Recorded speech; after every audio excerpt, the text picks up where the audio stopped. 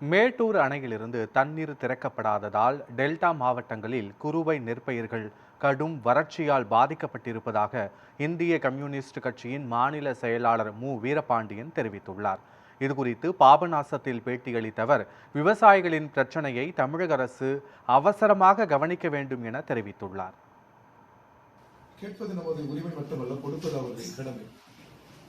இது இரு மாநிலங்களின் உறவு சம்பந்தப்பட்ட பிரச்சனை மட்டுமல்ல, ஒரு நீர் சம்பந்தப்பட்ட பிரச்சனை அல்ல, நாட்டின் ஒற்றுமை ஒருமைப்பாடு சம்பந்தப்பட்ட பிரச்சனை.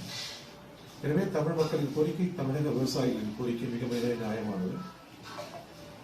தமிழக விவசாயிகளின், குறிப்பாக டெல்டா பகுதி விவசாயிகளின் உணர்வுகளை அறிந்து அதற்கேற்றவாறு நம்முடைய மாநில அரசு நடந்து கொள்ள வேண்டும், பிற மாநிலங்களும் நடந்து கொள்ள வேண்டும்.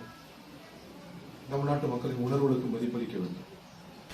அரசு சம்பந்தப்பட்ட அவர்கள் ஒரு முடிவு எடுக்கலாம்.